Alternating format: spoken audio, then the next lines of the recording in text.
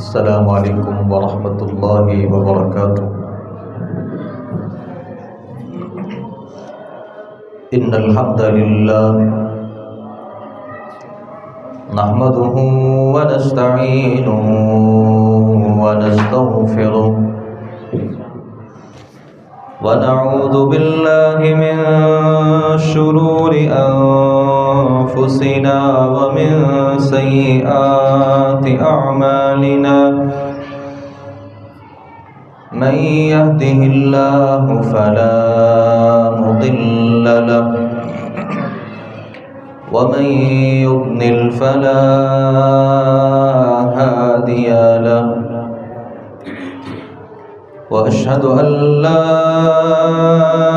इलाहा इल्लल्लाह वहदहू ला शरीक लहु वअशहदु अन्न मुहम्मदन अब्दुहू व रसूलुहू। या अय्युहल्लज़ीना आमनुत्तक़ुल्लाहा हक़्क़ तुक़ातिही व ला तमूतुन्न इल्ला व अंतुम मुस्लिमून। या अय्युहन्नासु इत्तक़ू रब्बकुमुल्लज़ी ख़लक़कुम मिन नफ्सिन वाहिदह वख़लक़ मिन्हा ज़ौजहा वबस्स मिन्हुमा रिजालन कसीरन व निसाअ वत्तक़ुल्लाह अल्लज़ी तसाअलून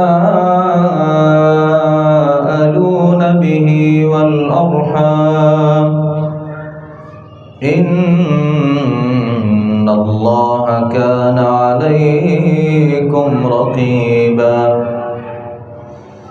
या अय्युहल्लज़ीना आमनुत्तक़ुल्लाह वक़ूलू क़ौलन सदीदा युस्लिह लकुम अअमालकुम व यग़फिर लकुम ज़ुनूबकुम वमन युतिइल्लाह व रसूलहू फ़क़द फ़ाज़ फ़ौज़न अज़ीमा। अम्मा बअद फ़इन्न अस्दक़ल हदीस किताबुल्लाह व अहसनल हदी हदी मुहम्मदिन सल्लल्लाहु अलैहि वसल्लम व शर्रल उमूरि मुहदसातुहा व कुल्ल मुहदसतिन बिदअह व कुल्ल बिदअतिन ضلالة व कुल्ल ضلالतिन फिन्नार। अऊज़ु बिल्लाहि अस्समीइल अलीम मिनश शैतानिर रजीम मिन हमज़िही व नफ़्ख़िही व नफ़्सिही। बिस्मिल्लाहिर रहमानिर रहीम। कुल मा अस्अलुकुम अलैहि मिन अज्रिन व मा अना मिनल मुतकल्लिफ़ीन।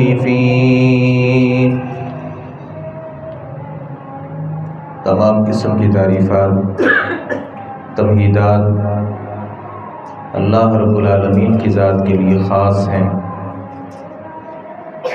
जिस खालिक कायनात मालिक कायनात अहकमुल हाकिमीन रब्बुल आलमीन ने हमें इंसान पैदा फरमाया। दरूद व सलाम हो नबियों के इमाम पाकबाज़ों के सरदार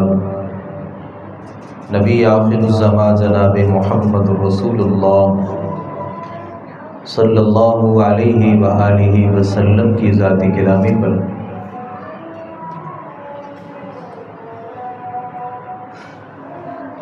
खुतबा मसनूना के बाद कुरान मजीद की एक आयत मुबारका का कुछ हिस्सा आपके सामने पढ़ा है। اس آیت مبارکہ میں اللہ رب العالمین نے ہمارے نبی صلی اللہ علیہ وآلہ وسلم کی ایک اس خوبی کا تذکرہ کیا جو کم از کم میری زندگی میں تو نہیں ہے۔ ہمارے معاشرے میں اس خوبی کو کسی طور پر بھی نہ پسند کیا جاتا ہے نہ اسے اپنایا جاتا ہے، بلکہ اس کے برخلاف ہر شخص اس خوبی سے بہت دور ہے، اور شاید لوگوں کے نزدیک وہ خوبی خامی ہے، جبکہ اللہ رب العالمین نے اسے بطور خوبی بیان کیا۔ آپ لوگوں سے کہہ دیجئے ما انا من المتکلفین، میں تکلف کرنے والوں میں سے نہیں ہوں۔ اگر اس معاشرے کو دیکھا جائے، ہر شخص ہی تکلفات میں مبتلا نظر آتا ہے، تکلف بہت زیادہ ہے۔ ہماری زندگی میں بناوٹی چیزیں بہت زیادہ ہیں، تصنع بہت زیادہ ہے۔ ہر آدمی کسی نہ کسی جگہ پہ وہ تکلفات کا شکار ہے۔ کوئی بھی چیز جو حقیقت نہیں ہوتی اور اسے بڑی کوشش کے بعد حاصل کیا جاتا ہے وہ تکلف ہوتا ہے۔ شریعت اسلامیہ بے تکلفی کا نہ صرف ہمیں حکم دیتی ہے، بلکہ بے تکلفی جو ہے وہ کسی بندے کے اندر تکلف نہ ہو، سادگی ہو، حقیقتیں ہوں، اور غلط بیانی نہ ہو، دھوکہ نہ ہو، فراڈ نہ ہو، اسے شریعت پسند کرتی ہے۔ میں آج کے خطبہ جمعۃ المبارک میں اس موضوع کو آپ کے سامنے رکھوں گا کہ تکلف شرعی اعتبار سے کس حد تک ناپسندیدہ ہے، اور ہماری زندگی میں یہ جو تکلفات ہیں یہ کہاں کہاں ہماری زندگی میں موجود ہیں۔ میں اپنی زندگی میں اس تکلف کی جو عادت ہے اسے کیسے ختم کر سکتا ہوں، میں آج کے خطبہ جمعۃ المبارک میں ان باتوں کو ذکر کروں گا۔ قرآن مجید میں اللہ رب العالمین نے تذکرہ کیا ہمارے نبی صلی اللہ علیہ وسلم کا۔ آپ لوگوں سے کہہ دیجئے ما اسألکم علیہ من اجر، میں لوگوں کو دعوت دیتا ہوں، نصیحتیں کرتا ہوں، واعظ کرتا ہوں، تبلیغ کرتا ہوں، میں کسی اجرت کا مطالبہ نہیں کرتا۔ میرے پاس خوبصورتی بھی ہے، حسن بھی ہے، مال و دولت بھی ہے، جاہ و جلال اور منصب بھی ہے، لوگ میرے سے فیصلہ کروانے کے لیے آتے ہیں،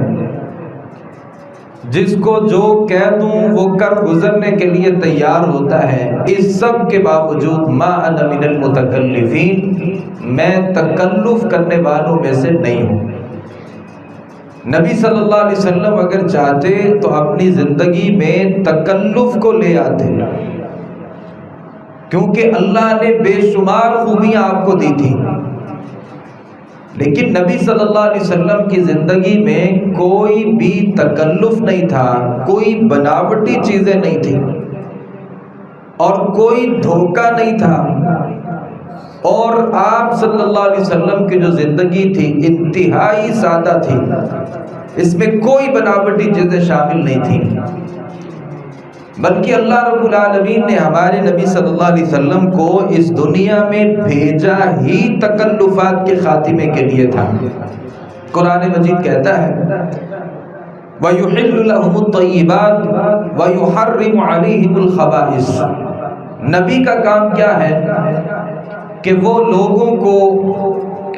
جو پاکیزہ چیزیں ہیں ان کا حکم دیتا ہے اور ان چیزوں کو حلال کرتا ہے، اور جو اللہ کے نزدیک ناپسندیدہ چیزیں ہیں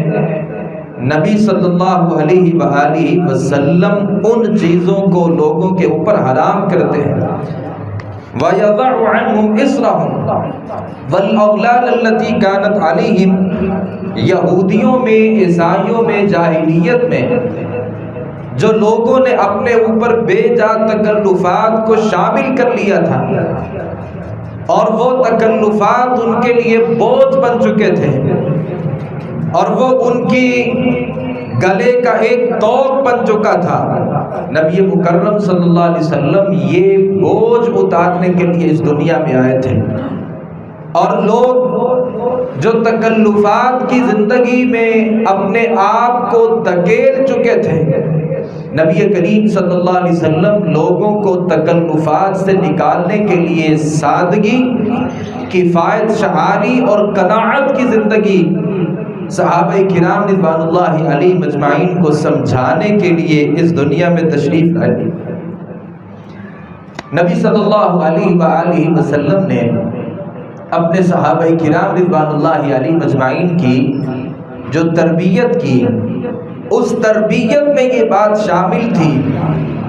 کہ نہ بولنے میں تکلف ہونا چاہیے، نہ کسی سے معاملات کرتے وقت تکلف ہونا چاہیے، نہ شادیوں میں، خوشیوں میں، غمیوں میں تکلفات ہونا چاہیے. الغرض اپنی ساری جو زندگی ہے اس میں یہ جو تکلف کی عادت ہے اسے ختم کرنے کی ضرورت ہے. عمر ابن الخطاب رضی اللہ عنہ کہا کرتے تھے نہینا عن التکلف، ہمیں تکلف کرنے سے منع کیا گیا ہے کہ ہم تکلفات میں پڑے، اپنے آپ کو مشکلات میں دھکیلیں اور بناوٹی صورتیں اور شکلیں اختیار کر کے یہ باور کروایا جائے کہ میرے اندر بڑا اخلاق موجود ہے. نبی مکرم صلی اللہ علیہ وسلم کے صحابی عمر ابن الخطاب رضی اللہ عنہ فرماتے ہیں نہینا عن التکلف، ہمیں تکلف کرنے سے منع کیا گیا ہے. نبی صلی اللہ علیہ وسلم نے ہمیں تکلف کرنے سے منع کیا ہے. اچھا، یہ تکلف میری اور آپ کی زندگی میں ہوتا کہاں پہ ہے؟ سب سے اہم بات یہ ہے کہ تکلفات میری زندگی میں کیسے شامل ہوتے ہیں اور وہ کون کون سے کام ہیں جنہیں شریعت تکلف سمجھتی ہے. عبادتوں میں کوئی آدمی اگر یہ سمجھے کہ اللہ رب العالمین نے نبی صلی اللہ علیہ وسلم کے ذریعے جو دین بھیجا ہے اس دین میں کمی ہے، اب وہ اس دین میں جب بدعت کو شامل کرے گا تو یہ عبادت میں ایک تکلف ہے. عبادت میں تکلف یہ بھی ہوتا ہے کہ کوئی آدمی اللہ کی عبادت تو کر رہے ہیں لیکن لوگ دیکھ رہے ہیں قیام بڑا خوبصورت کر رہے ہیں، رکوع بڑے اطمینان کے ساتھ کر رہے ہیں، سجدہ کرتا ہے تو پورے اطمینان کے ساتھ کرتا ہے.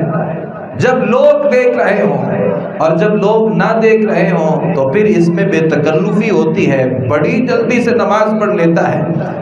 لوگ اگر دیکھ رہے ہیں تو ان کو دکھانے کے لیے یہ لمبی چوڑی دعا کر رہے ہیں اور اس دعا میں تکلف بھی ہے، تصنع بھی ہے. یہ ظاہری طور پر رونے کی بھی کوشش کرتا ہے اور بڑی آہو بکا کرتا ہے اور بتاتا ہے کہ میرے اندر اللہ کا ڈر بہت زیادہ ہے، خشوع بہت زیادہ ہے، عاجزی بہت زیادہ ہے، انکساری بہت زیادہ ہے، اللہ کی خشیت بہت زیادہ ہے. اب یہ آدمی اس دعا کے اندر تکلف کر رہے ہیں. سیدنا عمر ابن الخطاب رضی اللہ عنہ جو تھے، ایک آدمی کو دیکھا اور وہ اپنا جو سر تھا نا اسے جھکا کر کے بڑی اس کیفیت میں جا کے بیٹھا ہوا تھا کہ لوگوں کو دکھا رہا تھا کہ میرے دل میں اللہ کا ڈر بہت زیادہ ہے اور وہ اس کیفیت کے ساتھ بیٹھا ہوا تھا. تو عمر ابن الخطاب رضی اللہ عنہ نے سے کہا یا ھذا ارفع رأسک، او بندے اپنا سر اٹھا، فإن الخشوع لا يزيد على ما في قلبك، جو اللہ کا ڈر ہوتا ہے نا وہ بندے کے دل میں ہوتا ہے اور اس دل سے بڑھ کے اس چیز کا اظہار اس کے وجود پر نہیں ہو سکتا. بندہ اگر دل سے ڈر رہے تو وہ اس کے جو اعضاء ہیں وہ بتاتے ہیں کہ یہ اللہ سے ڈرنے والا ہے. کتنے ایسے لوگ ہیں وہ قرآن پڑھتے ہیں لیکن قرآن ان کے حلق سے نیچے اترتا ہی نہیں ہے، قرآن ان کے دلوں پر اثر انداز ہوتا ہی نہیں ہے، جبکہ وہ دعا بھی کر رہے ہیں، وہ قرآن بھی پڑھ رہے ہیں، وہ تلاوتیں بھی کر رہے ہوتے ہیں۔ بظاہر وہ آدمی آپ کو روتا ہوا، عاجزی کرتا ہوا، انکساری کرتا ہوا نظر آتا ہے،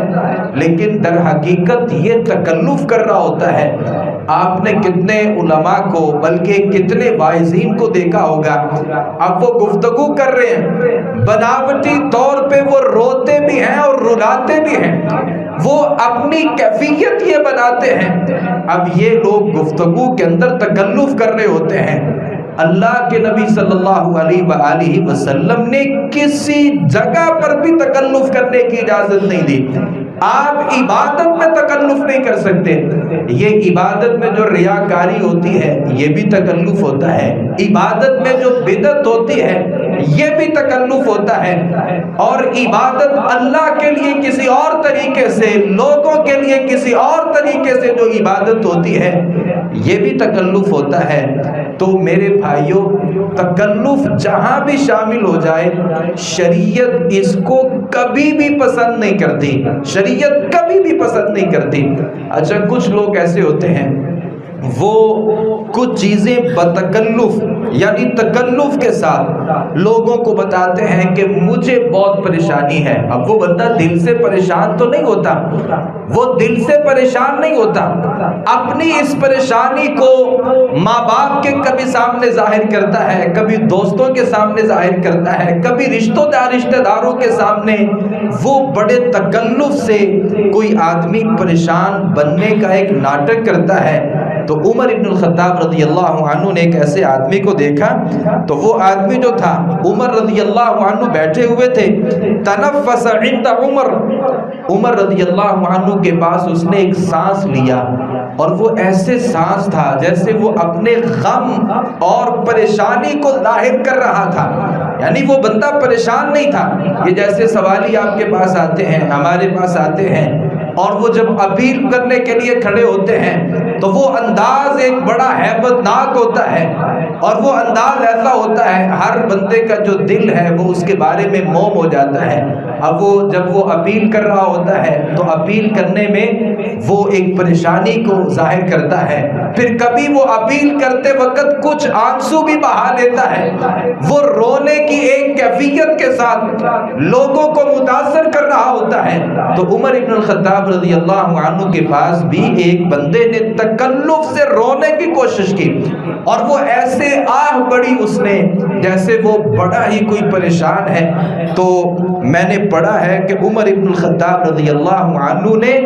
اسے مارا اور کہا کہ یہ کیا کیفیت ہے، جو کیفیت اللہ کے سامنے ہونی چاہیے تھی وہ کیفیت تم نے تکلف کرتے ہوئے لوگوں کے سامنے کی ہے۔ تو عمر ابن الخطاب رضی اللہ عنہ نے ایک الفاظ یہ ہے کہ اسے مارا، اور دوسرے الفاظ یہ ہیں کہ عمر ابن الخطاب رضی اللہ عنہ نے اپنے قدم کے ساتھ اسے ٹھوکر ماری کہ یہ کوئی کیفیت نہیں ہے اور یہ کوئی انداز نہیں ہے کہ تم لوگوں کے سامنے یہ رونے کے ناٹک کرو۔ تو کوئی صورت جس میں تکلف شامل ہو جاتا ہے شریعت اسلامیہ اسے کبھی بھی پسند نہیں کرتی۔ ہمارے کھانے پینے میں بھی بڑے سارے تکلفات ہیں، کوئی میرے گھر میں آ جائے تو میں بہت تکلف سے اس کے لیے کھانے بناتا ہوں۔ آپ کسی جگہ چلے جائیں، کوئی آپ کا میزبان ہے، وہ میزبانی کرنا چاہ رہا ہے،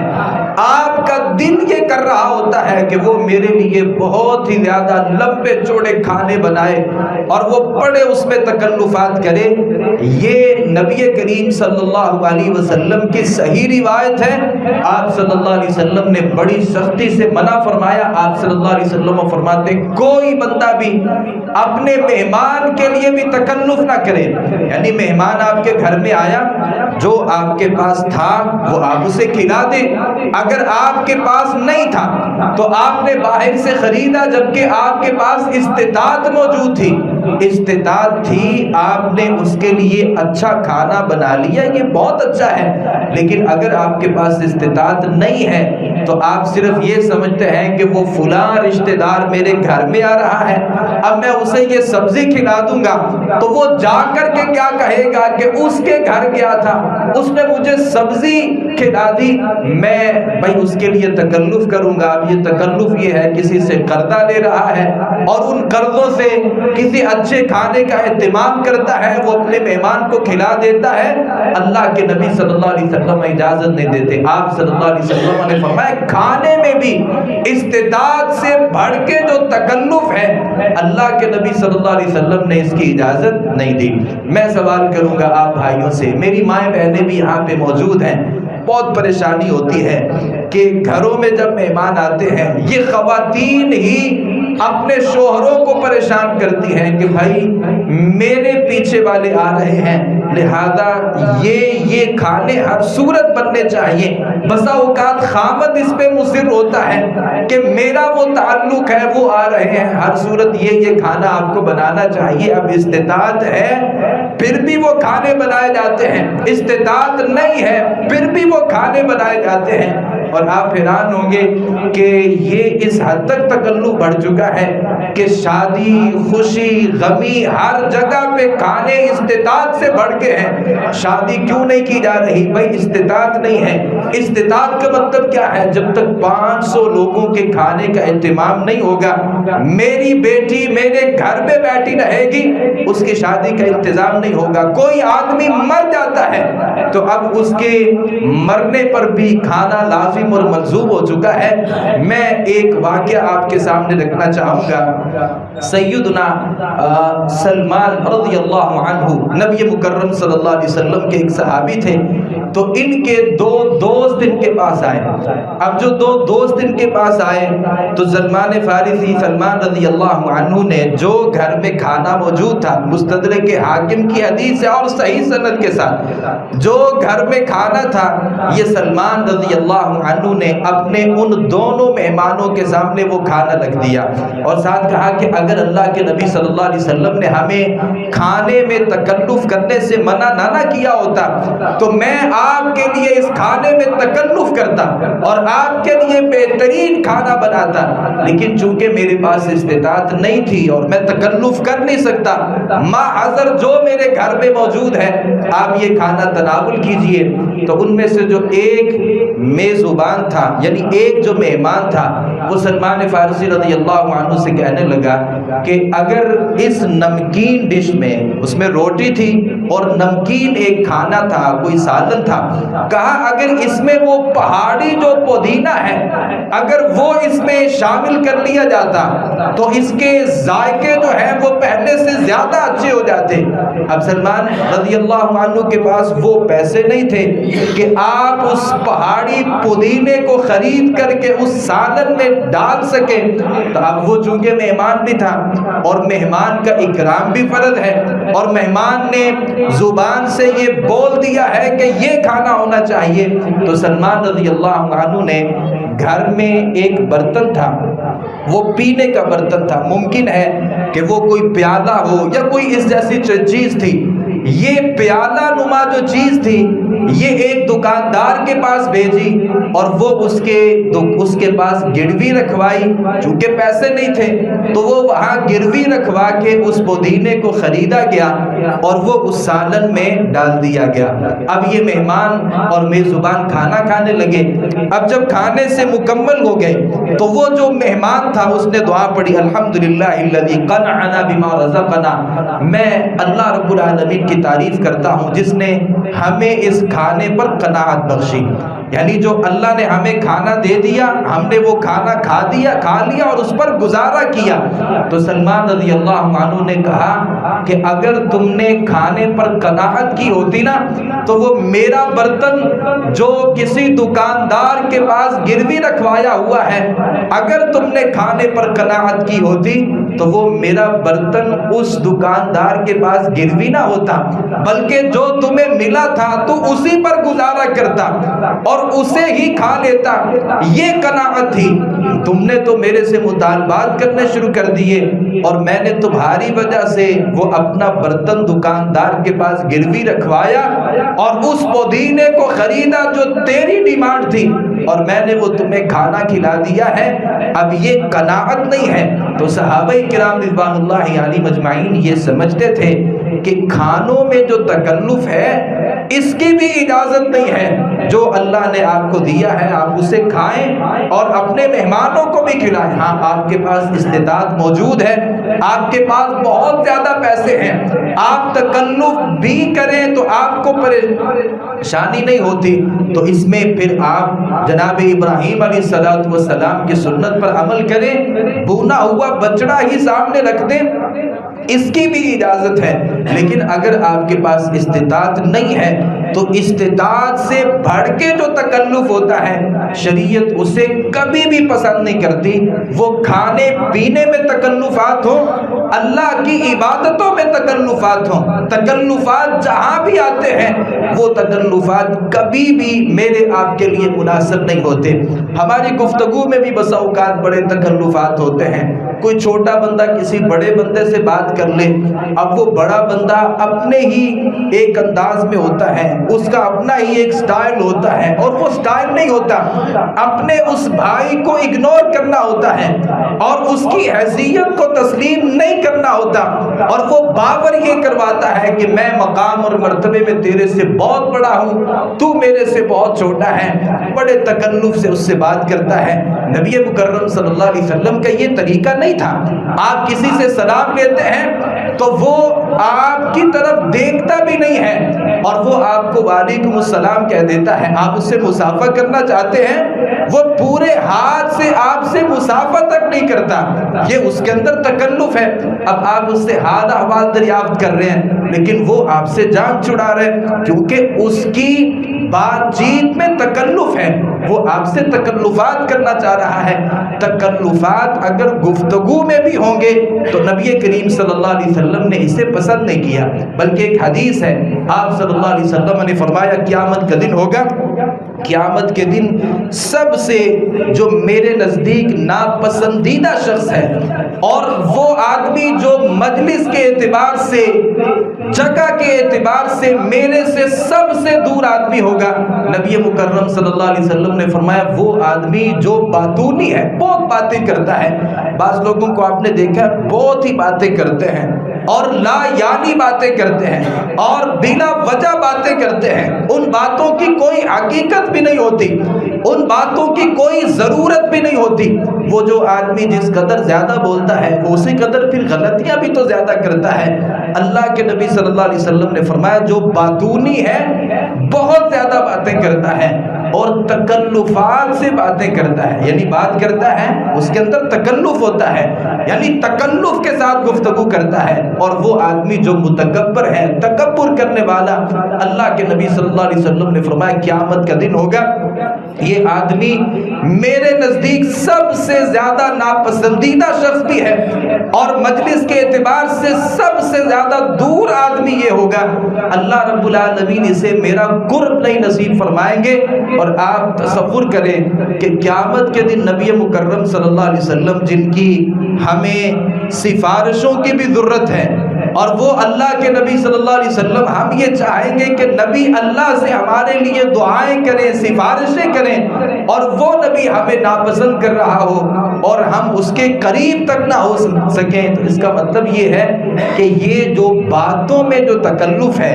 اور بہت زیادہ باتونی ہونا جو ہے اور اپنی زندگی میں تکبر کو شامل کر لینا جو ہے، یہ انتہائی خطرناک عمل ہے۔ میں جب اس موضوع کو دیکھ رہا تھا تو میرے ہاتھ ایک رسالہ لگا سعودی عرب کے ایک ادیب کے بارے میں، اس میں ایک واقعہ ذکر کیا تھا کہ ایک آدمی تھا، وہ سعودیہ میں اپنے ایک بہت بڑے عالم کے پاس ملاقات کے لیے گئے۔ اب وہ عالم جو تھے، ادیب، بہت بڑا ادیب اور رائٹر ہے، وہ اپنے گھر میں تھا، مہمان آیا اور مہمان سے اس عالم نے سوال کیا کہ آپ بوتل پئیں گے؟ اب یہ سوال بڑا سادہ سا تھا کہ آپ بوتل پئیں گے؟ اب وہ جواب دے دیتا کہ میں بوتل نہیں پینا چاہتا، لیکن اس آدمی نے اپنے گلے کی طرف اشارہ کر کے کہا کہ میرا گلا متاثر ہے، میں بوتل نہیں پی سکتا۔ تھوڑا وقت گزرا، عالم نے اس سے دوسرا سوال کیا کہ آپ چائے لیں گے، یعنی چائے پئیں گے؟ تو اس آدمی نے پھر کہا کہ یہ چائے پینے کا میرا وقت نہیں ہے، ٹائم ہوتا تو میں آپ سے چائے بھی پی لیتا۔ تو عالم جو تھے انہوں نے ان کو یہ بات سمجھائی کہ مجھے آپ کے جواب اچھے نہیں لگے، میں نے آپ سے سوال کیا کہ آپ بوتل پئیں گے تو آپ نعم ام لا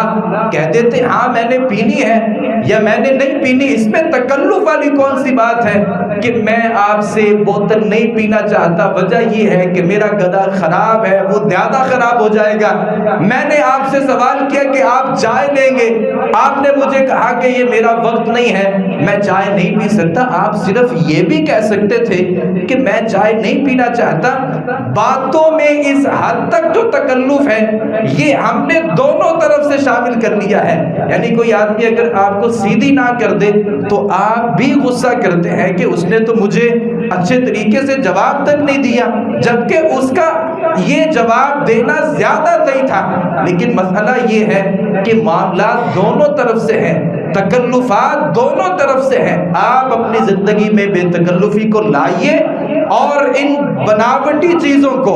اور یہ جو تصنع ہے اپنی طرف سے کئی ساری چیزیں ہم نے شامل کر رکھی ہے، ان ساری چیزوں کو ختم کرنے کی ضرورت ہے۔ اگر میں تکلف کی بات کروں، ساری چیزوں کو اللہ کی قسم ایک طرف کر دیا جائے، ہماری شادیاں اور ہمارے جو فنکشن ہوتے ہیں ان سے بڑھ کے کس چیز میں تکلف ہم اگر دیکھنا چاہیں تو شاید ہی ہمیں کوئی چیز نظر آتی ہے۔ ہماری شادی کی بات پکی ہونے سے پہلے سے لے کے نکاح ہونے کے بہت بعد تک بھی یہ جو تکلفات ہیں یہ ہماری جان نہیں چھوڑتے، تو یہ تکلفات ہمیں اپنی زندگی سے نکالنے کی ضرورت ہے۔ نبی مکرم صلی اللہ علیہ وسلم کے ایک صحابی تھے، شادی کر لی، اب شادی کی تو اللہ کے نبی کو نہیں بتایا، نبی اکرم صلی اللہ علیہ وسلم کو نہیں بتایا۔ دیکھیں، مجھے اگر میرا کوئی رشتہ دار شادی کر لے اور وہ مجھے اس کا کارڈ نہ بھیجے، ویسے ہی کال کر لے کہ آپ نے ولیمے پر پہنچنا ہے، تو مجھے لگتا ہے کہ یہ میری اہانت ہوئی ہے، میری توہین کی گئی ہے۔ آپ اس شادی میں شریک نہیں ہوتے کہ آپ کو پورے تکلفات کے ساتھ وہ کارڈ نہیں ملا جو آپ لینا چاہتے تھے، آپ اس کی شادی کا بائیکاٹ کر دیتے ہیں، نہیں جاتے۔ یہ باتیں بہت دور ہیں۔ آپ کے بھائی نے، آپ کی ہمشیرہ نے یا دور کے رشتہ دار نے اپنی بیٹی کا یا اپنے بیٹے کا رشتہ ہی طے کر دیا اور وہ آپ سے مشورہ نہیں لیا، آپ تو وہاں ناراض ہو جاتے ہیں۔ اللہ کے نبی صلی اللہ علیہ وسلم کے صحابی ہیں، شادی کر لی اور نبی صلی اللہ علیہ وسلم کو بھی علم نہیں ہوا۔ آپ صلی اللہ علیہ وسلم نے کوئی زردی کے آثار اور نشانات دیکھے، کہا کہ تم نے شادی کر لی ہے؟ جی اللہ کے نبی صلی اللہ علیہ وسلم میں نے شادی کر لی ہے۔ تو آپ صلی اللہ علیہ وسلم نے کہا علیم ولو بشار، ولیمہ تو کرو، بھلے ایک بکری جو ہے نا اسے ہی ذبح کر کے آپ لوگوں کو کھلا دو۔ تو اس صحابی نے اتنی سادگی اور اتنی بے تکلفی کے ساتھ شادی کر لی کہ اللہ کے نبی صلی اللہ علیہ وسلم کو بھی نہیں پتا، حالانکہ ساری نمازیں نبی صلی اللہ علیہ وسلم کے پیچھے پڑھتے تھے، تو انہوں نے کوئی تکلف سے کام تو نہیں لیا۔ میری شادی اس وقت تک ہوتی نہیں ہے جب تک پورے علاقے میں وہ ڈھول اور وہ رقص اور وہ سرور کی مجلسیں اور وہ ایسے ڈیک جو کانوں کو پھاڑ کر کے رکھ دینے والے ہیں، جب تک وہ نہیں ہوتے اور پورے گلی اور محلے والے جب تک میری شادی کی وجہ سے پوری طرح پریشان نہیں ہو جاتے، میں سمجھتا ہوں کہ ہماری شادی اس کے بغیر ہوتی ہی نہیں ہے۔ بھائیو، اپنی زندگی سے تکلفات کو نکالیے، اپنی زندگی سے بناوٹی چیزوں کو نکالیے۔ بڑے سارے ایسے لوگ ہیں، طرز زندگی میں بہت سارا تکلف ہے، یعنی اللہ نے استطاعت نہیں دی، لیکن تکلف یہ ہے کہ میرے پاس اچھی گاڑی ہونی چاہیے، میرے پاس اچھا مکان ہونا چاہیے، میرا اچھا لباس ہونا چاہیے، میرا لائف سٹائل یہ بتائے کہ میں بڑا مالدار ہوں، میرے رہن سہن یہ بتائے کہ میں کوئی بہت شاہی خاندان سے تعلق رکھتا ہوں، اور میرے معاملات جو ہے، میرا اٹھنا بیٹھنا جو ہے اس سے نظر آئے کہ یہ کوئی صاحب زادہ ہے، آپ اگر مالدار نہیں ہیں، استطاعت نہیں ہے، آپ تکلفات سے بہت دور ہو جائیے۔ اللہ نے اگر مال بھی دیا ہے تو اپنی زندگی میں سادگی کو اپنائیے۔ یہ جو تکلفات ہوتے ہیں، نبی مکرم صلی اللہ علیہ وآلہ وسلم نے ایک مرتبہ صحابہ کرام رضوان اللہ علیہ مجمعین سے کہا تھا کہ ان تکلفات میں پڑنے والے لوگ ہیں، حقیقت میں یہ ہلاک ہونے والے ہیں، ہلاک ہونے والے ہیں۔ آپ صلی اللہ علیہ وسلم نے 3 مرتبہ، سنن ترمذی کی روایت ہے، 3 مرتبہ اللہ کے نبی صلی اللہ علیہ وسلم نے فرمایا کہ تکلفات میں پڑنے والے ہلاک ہو جائیں گے، ہلاک ہونے والے ہیں تکلفات میں پڑنے والے۔ تو ایک تکلف ہوتا ہے، یہ انسان کو ہلاک کر دیتا ہے، یہ انسان کو برباد کر کے رکھ دیتا ہے۔ آپ کی اللہ نے جو ایک پہنچ بنائی ہے اور آپ کی جو ایک حیثیت بنائی ہے، ایک اللہ نے آپ کو مقام دیا ہے، اور ایک آپ اس اللہ کے دیے ہوئے مقام سے جب تکلف کر کے اس مقام سے اوپر جانے کی کوشش کرتے ہیں تو یہ اوپر جانا ہی ہلاکت ہے۔ میں نے بے شمار لوگوں کو دیکھا، ذاتی حیثیت نہیں تھی، شادی کی، اتنا قرضہ لے لیا کہ اب یہ آدمی قرضوں میں ڈوبا ہوا ہے۔ یہ آدمی اتنی حیثیت نہیں رکھتا تھا اور اتنی طاقتیں نہیں تھی، تکلفات میں پڑا، مکانوں کے چکروں میں پڑا، گاڑیوں کے چکروں میں پڑا، اپنے رشتہ داروں سے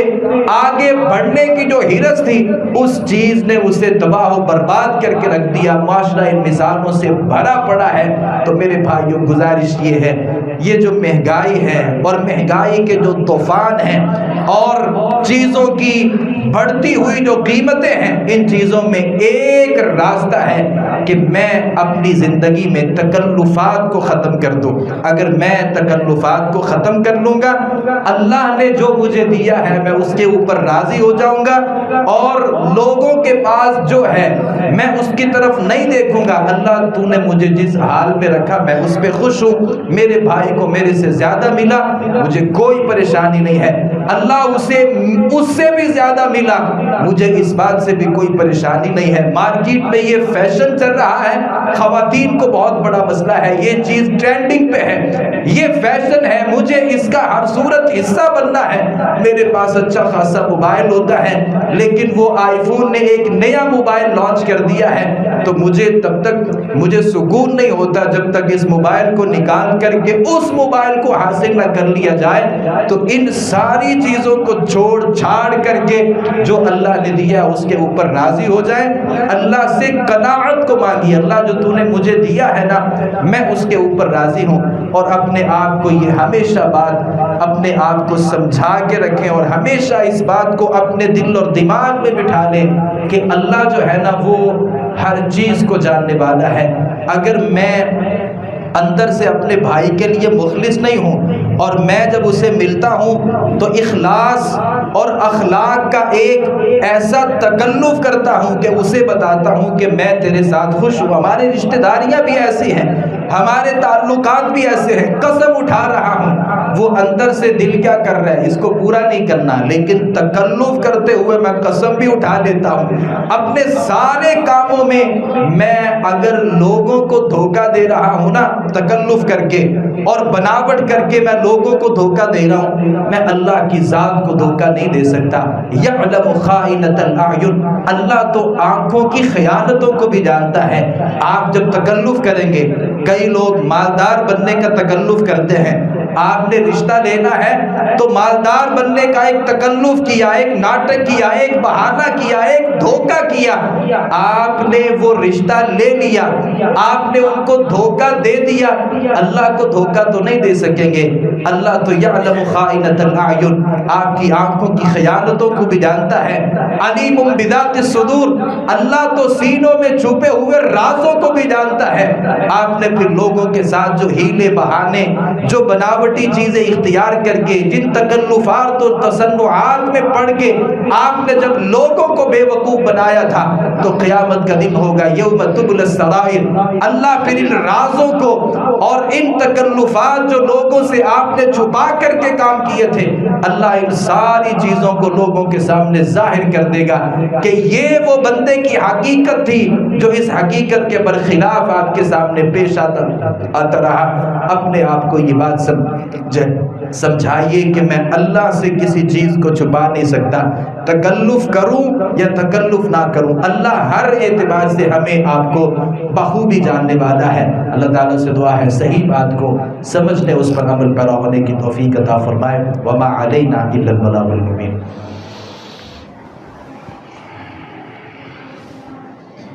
ان الحمد للہ نحمده ونستعینه ونستغفره ونعوذ بالله من شرور انفسنا ومن سيئات اعمالنا، من يهده الله فلا مضل له ومن يضلل فلا هادي له، واشهد ان لا اله الا الله وحده لا شريك له، واشهد ان محمدا عبده ورسوله، يا أيها الذين آمنوا اتقوا الله حق تقاته ولا تموتن إلا وأنتم مسلمون، يا أيها الناس اتقوا ربكم الذي خلقكم من نفس واحدة وخلق منها زوجها وبث منهما رجالا كثيرا ونساء، اتقوا الله الذي تساءلون به والأرحام ان اللہ کان علیکم رقیبا۔ آئندہ خطبہ جمعۃ المبارک میں سادگی کے حوالے سے کہ اسلام ہمیں سادگی کا حکم دیتا ہے، اور جو سادگی ہوتی ہے وہ انسانی زندگی میں اور انسانی معاشرے میں اس کی کیا اہمیت ہے اور کیا ضرورت ہے، اور اس کے ہر دور میں بالخصوص مہنگائی کے زمانے میں یہ جو سادگی ہے اس کے کیا فوائد اور ثمرات ہو سکتے ہیں، انشاءاللہ آئندہ خطبہ جمعۃ المبارک میں اس موضوع کو ذکر کریں گے۔ ایک ساتھ ہی میں آپ بھائیوں سے درخواست بھی کرنا چاہوں گا، ہماری اس مسجد کے منتظم شیخ محمد ادریس صاحب وہ بیمار ہیں، اور آج ان کا آپریشن تھا کینسر ہاسپٹل رائے گڑھ میں، تو تمام بھائیوں سے گزارش ہے کہ ان کی صحت یابی کے لیے اللہ رب العالمین سے دعا فرمائیں، اور جتنے بھی بیمار ہیں پریشان حال ہیں اللہ سب کی پریشانیوں کو دور فرمائے، جو مقروض ہیں اللہ ان کے قرضوں سے نجات دلا فرمائے، جو بیٹیوں کے رشتوں کے حوالے سے پریشان ہیں اللہ تعالیٰ ان کی بھی پریشانیاں دور فرمائے، گھروں میں جو بیمار ہیں ہسپتالوں میں بیمار ہیں اللہ سب کی بیماریوں کو دور فرما کے ہمارے ملک پاکستان کے حالات کو بہتر فرمائے، اور مسلم امہ کی اللہ رب العالمین حفاظت فرمائے۔ پاکستان جو اسلامی ممالک میں امن کے حوالے سے کوششیں کر رہا ہے، اللہ رب العالمین سے ہم دعا کرتے ہیں کہ یہ کوششیں ہمارے لیے بھی بہتر ہوں، ہمارے دیگر مسلمان بھائیوں کے لیے بھی بہتر ہوں۔ اس میں اللہ رب العالمین سے دعا کرتے ہیں کہ یہ بظاہر جو نظر آنے والی خیر ہے اللہ اسے حقیقی معنوں میں خیر بنا دے، اور اس کے ذریعے پاکستان کے مسلمانوں کو، غزہ کے مسلمانوں کو، لبنان کے مسلمانوں کو، اور جو شام میں ہمارے مسلمان بھائی ہیں اللہ رب العالمین ان کے لیے یہ جو کردار ہے اسے مبارک بھی بنائے اور باعث برکت بھی بنائے، اور جتنی بھی جہود ہیں امن کے حوالے سے جو کوششیں ہیں ملکی طور پہ عالمی طور پہ اللہ رب العالمین اسے اس میں اپنی خاص مدد اور خاص اپنی نصرت فرمائے۔ اللهم اغفر لنا والمؤمنين والمؤمنات والمسلمين والمسلمات وألف بين قلوبهم واصلح ذات بينهم وانصرهم على عدوك وعدوهم اللهم خالف بين كلمتهم وزلزل أقدامهم وأنزل بهم بأسك الذي لا ترده عن القوم المجرمين ربنا هب لنا من أزواجنا وذرياتنا قرة أعين واجعلنا للمتقين إماما اللهم اشف مرضانا ومرضى المسلمين يا شافي الأمراض اشف مرضانا ومرضى المسلمين يا قاضي الحاجات اقض حاجاتنا وحاجات المسلمين سبحان ربك رب العزة عما يصفون وسلام على المرسلين والحمد لله رب العالمين.